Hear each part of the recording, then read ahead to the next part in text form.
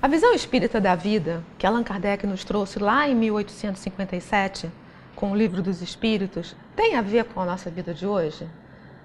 Tem a ver com trabalho, profissão, casamento, relacionamento, namoro? Tem. Tem a ver com diversão, rede social? Tem. Quer saber como? Vamos junto. O Espiritismo hoje começa agora.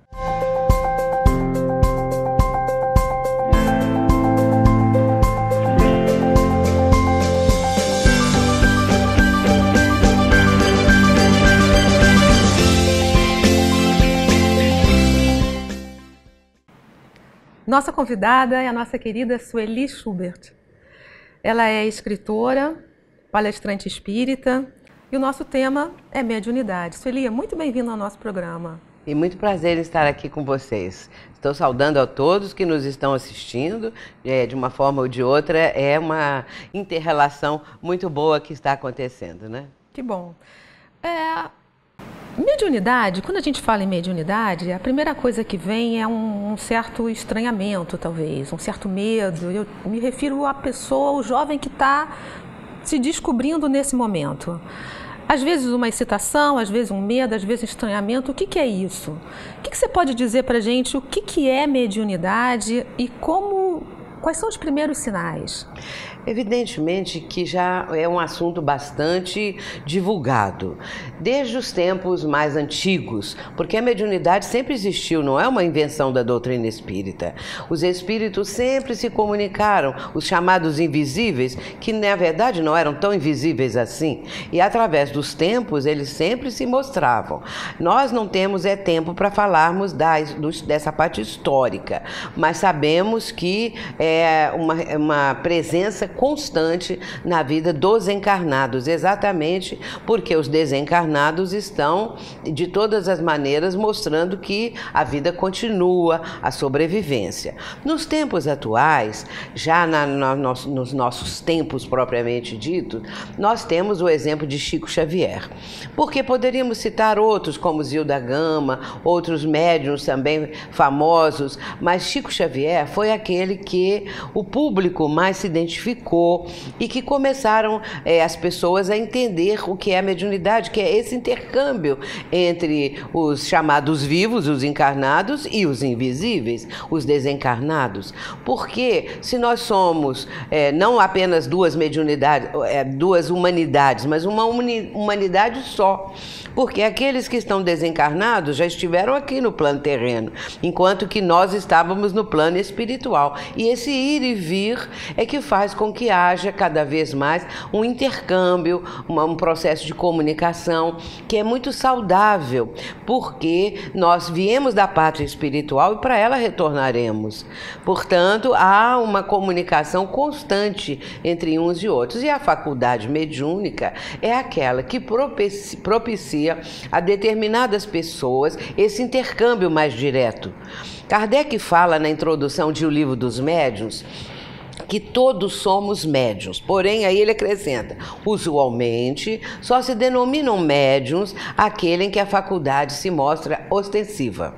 Portanto, médiuns, no sentido geral, são as pessoas que às vezes têm uma ideia, uma intuição, alguma coisa que pensam que é dela própria, mas às vezes ela captou de alguma maneira, seja uma condição anímica de si mesma, seja de algum espírito que está trazendo uma mensagem, uma orientação, uma palavra, uma coisa assim. Então, é algo ainda muito, vamos dizer, familiar, que vai se tornar mais ainda a partir desse conhecimento que vai se desenvolvendo cada vez mais. Mas como um jovem, em geral a mediunidade aparece na adolescência, algumas das vezes até na infância, mas como um jovem pode saber se ele é médium ou não? O que ele sente, se ele sentiu uma certa tristeza, mudança súbita de humor ou intuições? Quais são os sinais da mediunidade? Bem, eu escrevi uma obra cujo título é Mediunidade e Obsessão em Crianças, mas acontece que essa obra, esse livro, também vai abordar na adolescência. É claro que, hoje em dia, as crianças que nós estamos vendo aí, aquelas que estão aí com até no máximo 7 anos, Essas crianças são de uma inteligência, uma coisa assim impressionante. E muitas delas já têm uma facilidade de ver, por exemplo, um espírito, de ter um contato. Aí às vezes diz assim, tem um vovô aqui, tem uma velhinha, tem um menininho, um amiguinho, e se os pais tiverem algum tipo de ideia, vão pegar o álbum de família e mostra, esse velhinho que você está vendo, esse vovô, ele está aqui, aí a criança vai falar, é esse aqui e tal, ou não, depende, né, do caso. E tem aquele amiguinho da infância, que até a psicologia adota e aceita como uma criação da fantasia da criança, mas às vezes é realidade. Entretanto, se falamos diretamente o que é a faculdade mediúnica, na adolescência, por exemplo, é quando aquele jovem começa a sentir alguma presença, às vezes quando vai se deitar, quando está dormindo, tem algum tipo de pesadelo, não quer dizer que todo pesadelo seja indício disso. Eu estou dizendo algum tipo de pesadelo que pode até amedrontar, ou então que pode trazer alguma coisa diferente, e quando ele acorda, aquela jovem ou aquele jovem acorda, e ainda sentem como se tivesse uma presença ali, como se tivesse realmente uma pessoa real. E aí começa a ter isso mais vezes durante o dia a dia, começa a ter também uns certos sintomas de mudanças de humor, que de repente essa pessoa, esse jovem tão calmo, se transforma, fica de um jeito diferente. Isso tudo tem uma correspondência nos transtornos mentais. Nós não podemos dizer que qualquer um desses indícios seja só mediunidade. Pode ser também outras coisas. Quando se diz, por exemplo, eu ouço vozes, mas pode ser uma questão de esquizofrenia. Nós temos que ter esses cuidados todos, né? Mas quando a mediunidade realmente se torna ostensiva, quando ela está desabrochando, em geral, essa pessoa vai ver algum espírito, vultos, e vai ter mudanças de humor, crises de choro, fica triste às vezes, fica alegre. Então, esses indícios que são um pouquinho imbricados, como dizia o Dr. Jorge Andréa, com as questões de distúrbios mentais, é claro que é preciso fazer essa diferenciação. O que é uma perturbação, um transtorno, qualquer coisa, ou o que é a mediunidade. Agora, para saber isso, é preciso ir num centro espírita. Ou conversar com uma pessoa que já tenha um cabedal de conhecimentos que vai orientar. Agora, o jovem, quando ele apresenta uma mediunidade já mais caracterizada, é difícil para o jovem que nós, de um centro espírita, convidemos o jovem para participar de uma mediúnica. Porque o jovem hoje em dia, ele está voltado para fazer o Enem, né? Para fazer essas provas nas quais ele vai se posicionar perante a vida. Se começar, por exemplo, uma reunião mediúnica, o que vai acontecer? Começa as provas, começa os estudos, começa a falhar na mediúnica. Então, às vezes, a gente tem que estudar. Cada caso é um caso. Dependendo se é uma questão mediúnica assim muito leve ainda ou muito mais presente, é que a gente vai resolver como que vai orientar esse jovem e também a família, né? Claro. No caso, por exemplo, de ser uma mediunidade que não traga tantos transtornos, o que esse jovem deve fazer até o momento em que ele possa ingressar de fato numa reunião mediúnica? Pois é, porque aí, é como eu estou dizendo, precisamos orientar, verificar o quanto de presença, assim, frequência da presença, todo dia ver espírito, ou então só uma vez ou outra. Se for só uma vez ou outra, não está no momento, nós não precisamos nem preocupar com isso. Agora, se ele puder frequentar a casa espírita, a família, porque aos poucos ele vai sendo orientado. Uma faculdade mediúnica, quando ela se apresenta, às vezes, na adolescência, aliás, na infância, não quer dizer que ela também na adolescência vai se apresentar. Às vezes é só naquele período. Só num período. No período infantil. Depois, o jovem está crescendo, entra na puberdade, na adolescência, e aquilo desaparece. Nunca mais volta a sentir. Ou então pode ser o contrário, apareça nessa época da adolescência. O médium, ele é caracterizado por ter uma antena aberta. Então, o médium capta. E o jovem, especialmente, ele vai a vários lugares, vai a show, vai a balada, vai ao Rock in Rio. como é que a gente pode filtrar? Porque nós somos uma rede Wi-Fi, né? Mas a gente tem a senha. O que a gente faz no momento desse para não captar tudo o que está acontecendo ao nosso redor e manter, na medida do possível, uma harmonia? Aí é difícil, porque quando já está bem caracterizada a mediunidade, não temos condições de frear. Mas nós temos condições de frear, eu digo assim, as presenças constantemente na vida do jovem, da pessoa. Nós podemos orientar e ensinar a equilibrar. É isso. Como é que o equilíbrio vem do estudo.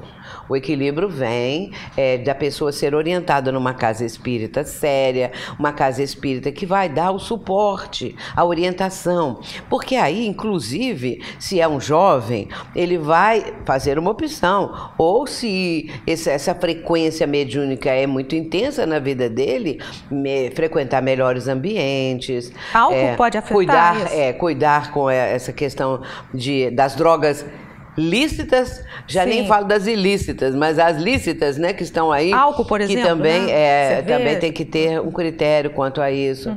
É uma coisa assim que precisa ser bem orientada, né?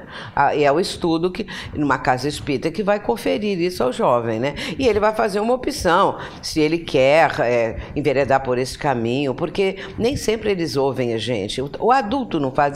Olha, eu já atendi pessoas que chegam e falam assim: todo centro espírita que eu vou, falam que eu sou médium, porque eu vejo espírito, eu falo com os espíritos, mas eu não quero ser médium. A senhora podia tirar essa minha mediunidade? Aí eu digo, se eu pudesse, né? Ninguém pode nem pôr, nem tirar, porque isso é uma aptidão da criatura, uma faculdade, conviver. Não tem como tirar, né? Então isso é para todas as pessoas. Às vezes o jovem não quer, é uma opção de vida, né? Para a melhor forma da gente conviver com a nossa mediunidade, já que é uma característica tão natural, o que a senhora diria? É sobrenatural que você disse? Não, natural. Sim, natural, exatamente. Isso é uma coisa natural na vida das pessoas. Nós temos o exemplo de Chico, que com 4 anos conversava com a mãe dele. Nós temos o exemplo de Divaldo, que com 4 anos também identificou a presença da vozinha dele, que ele nunca tinha visto, não conhecia nem nada, e ele descreveu a pessoa. Então, quando começa assim, são missionários, né? Aí no caso de Chico, no caso de Divaldo, é uma questão um pouco diferente, mas nos serve de exemplo, porque ao longo dos anos, tanto um quanto o outro tiveram que fazer a opção, né? Já entrando por exemplo, na idade adulta, o Chico com 17 anos, Divaldo também com 18, 19 anos. Então o Chico vai começar o trabalho psicográfico dele com essa idade, não é? E Divaldo um pouco depois. Então aí depois eles fizeram a opção, porque os ensinamentos da doutrina planificaram totalmente aquilo tudo que eles tinham como ansiedade, como angústia daquelas presenças, que eles não sabiam o que fazer com aquilo, né? Porque tanto um quanto o outro também seguiam o catolicismo. Especialmente Divaldo, que tinha um padre lá que gostava muito dele e tal. Então ele vai depois, entendendo o que é o espiritismo, fazer essa opção, né? Falando sobre o Divaldo, o seu próximo livro é sobre a mediunidade de Divaldo. Exatamente. E de efeitos físicos. Você pode falar um pouquinho sobre isso? É um livro que eu escrevi abordando aspectos da mediunidade de Divaldo. Porque, como eu estava dizendo, ela começou aos 4 anos, né? Também dando aquelas demonstrações de uma vidência muito segura, porque ele vai dizer da avó que estava presente e foram identificadas pela mãe, pela tia, que ele estava descrevendo a avó que ele nunca tinha visto. Muito bem, então ao longo dos anos essa mediunidade foi se tornando estuante. Esse livro tem o título de Divaldo Franco, Uma Vida com os Espíritos, porque ele depois, mais assim jovem, já adulto, mas ainda bem jovem, ele vai ter a faculdade mediúnica desdobrada para a faculdade de efeitos físicos. Ela vai se apresentar como uma faculdade apropriada para fazer materializações de espíritos, transporte de objetos. O transporte de objetos é uma faculdade muito rara também, porque estando num ambiente totalmente fechado a chave, pode pôr corrente, pode pôr o que quiser.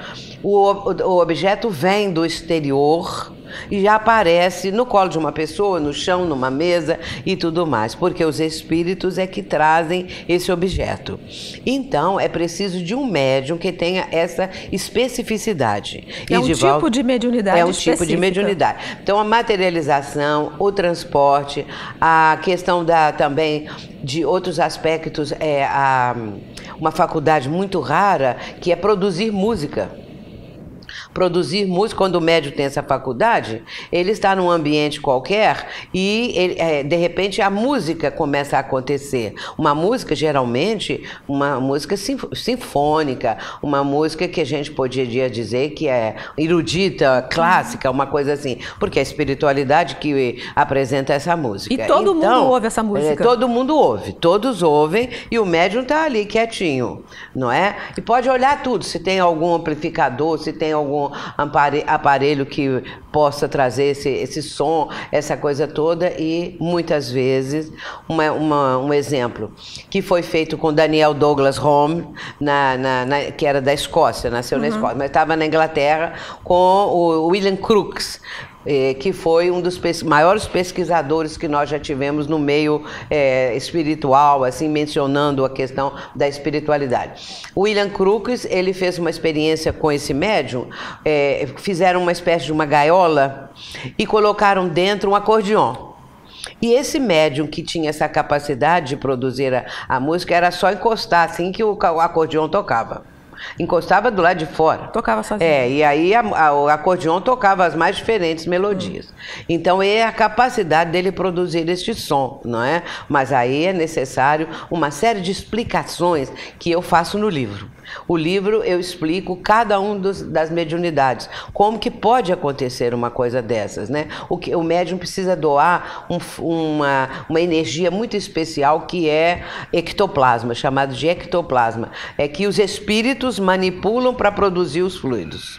Agora, todos nós não precisamos ficar tão preocupados com isso, porque é um tipo muito específico de mediunidade. Então, não é uma coisa tão natural que eu digo comum, quanto a mediunidade. Sim, não é tão comum. Esse de efeitos físicos, ela é muito rara. Muito rara. Agora, eu mostro no livro que Divaldo passou das manifestações de efeitos físicos para as manifestações inteligentes.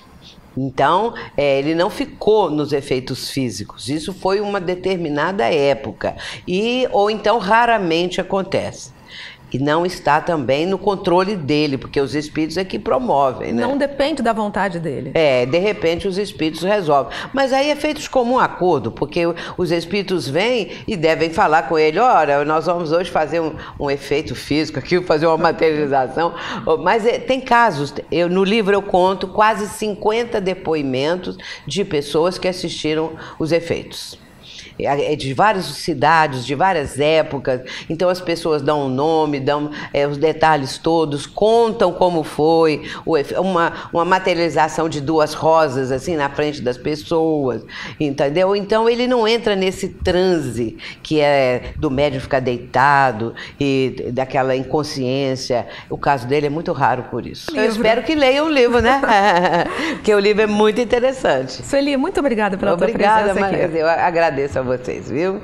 Essa oportunidade, muita paz para todos. Até o próximo programa.